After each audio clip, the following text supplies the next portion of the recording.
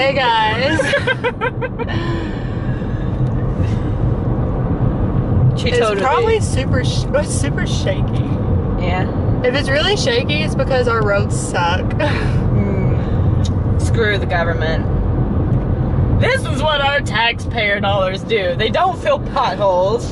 They arrest pot dealers. Yeah. It's just not right.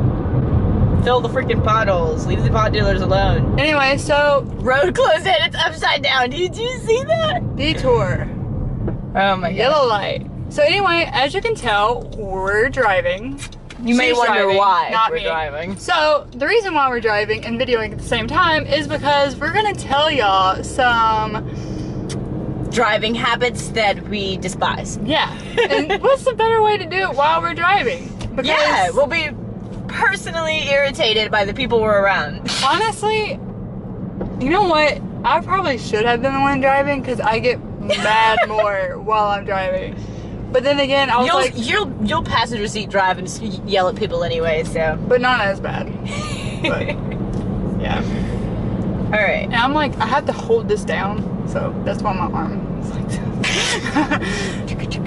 But anyway, yeah. All right, so we are driving in Martin, Tennessee. Which is where we go to school. I mean, I was gonna say that, and then I realized they could stalk us, and I didn't. But they probably know anyway, for whatever reason. I feel like they would know that.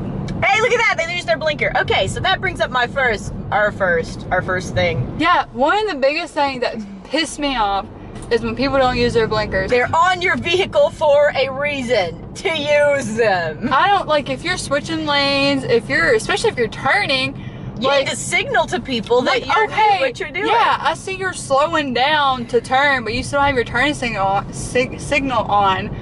I'm gonna yell at you when I see that you're turning. That's just a nice car. Oh, that's... I bet an old person drives that. Probably. I swear. They always do. But, by the way, I just want to mention this. I'm very, hyper right now. What did the sun? I'm very hyper right now because, so, there was this French press, right? I drunk it all. The whole thing. The whole thing. It was like... We will insert image here. Right here. I'm going to put a picture. Because I know how to do that now. Oh my gosh. But yeah, I drank it all. And I'm very hyper and I feel like I want to throw up sometimes. Oh, okay. So look, this one I think, it's almost always women. Like I always look at the driver because it drives me nuts. So when a person's about to like pull out of anything, a driveway, a road, period, and they pull out really far, like they're sticking out into the road. Oh, I hate and you have to go around it. Yeah, I can't stand it. I always look at the driver because I'm like, who am I flipping off today? And it is always a woman. It is always a woman. Dude. I have never seen a man do that. Oh, and another thing that pisses me off is when people go more than 5 miles over. And okay, I hate, like say it's 30 and I'm going 35 and someone's riding my butt because I'm going too slow. When you're 5 over the speed limit. Yeah. I will go slower. Yeah. And then... Don't do that to us. And then when you try to pass, we're going to speed up to make sure you can't pass. Were you looking for people that are irritating? No, I was looking at the plane. The plane. Hey, pom-poms. Cheerleader. Cool. Really? You think so?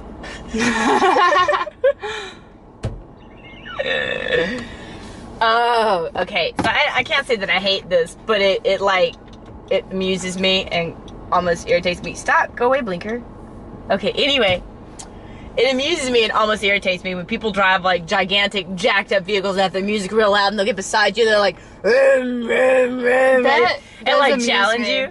It's funny to me because usually I'm in a small little car that I push the gas and you're like still trying to shift gears.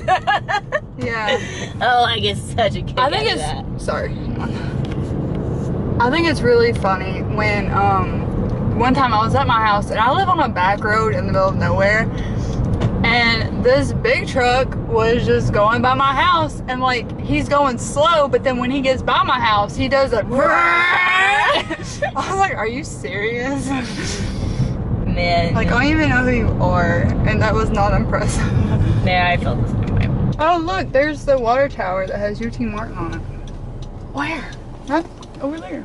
Oh, we're on that one. Well, this lighting's great. We like this one. Yeah, I like this one. We need to try. There's our water tower. Here. I don't know if you're gonna be able to get it from that side. Yeah, okay. I hate drivers, period, that don't pay attention to other drivers. Like, they act like they're the only people on the road. Just Like, in general, it ticks me off.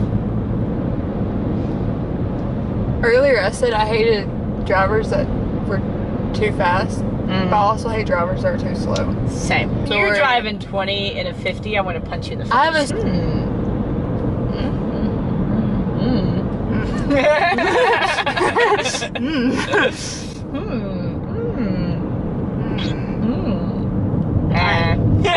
We both made the same sound. I hate people that don't brake until the very last minute.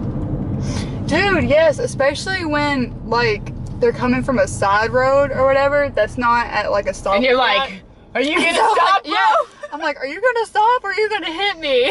Like a four-way, yeah. So I kind of, if I can, I try to get over a little bit just in case. Because I don't trust people. I was like, do you want me to die? I have a short enough attention span already. Oh my god. I don't need to be distracted by talking on the phone. I've never been to Baskin Robbins. You've never been to Baskin Robbins? It's ice cream. I know. I need to go there sometime. They let you like sample like all of their ice cream. That's amazing. Oh wow. Have you been to that one? That particular one, yes.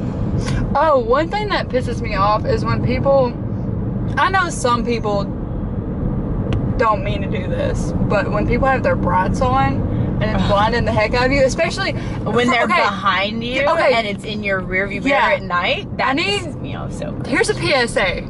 If you're behind someone, you also don't need your brights on because you're blinding them. So like, it's not just if you're passing someone, it's also if you're behind them. Because I've seen people like, if I'm passing them, they'll turn their brights off when they're behind somebody. But as soon as I go by, they turn it back on. I'm like, Behind the person, yeah, I know. I'm like, I have to, like, when that happens to me, I have to move up a certain way just so I won't be blinded by it.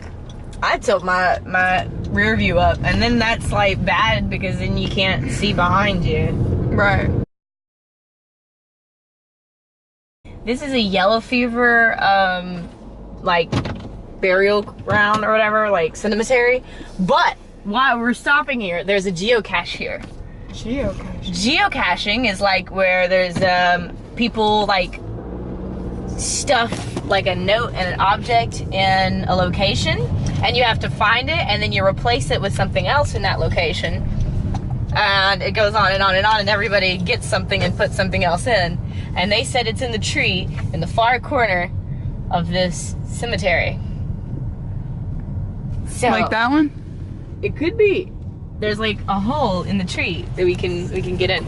You should do geocaching. It's super fun. It's all over the globe.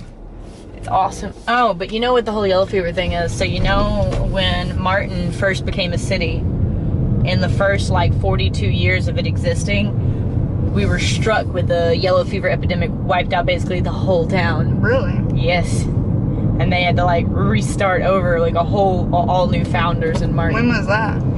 It was It was founded in 1873. Within 5 years of the city's birth, a yellow fever epidemic struck the growing town. Scores perished from the mosquito-borne disease.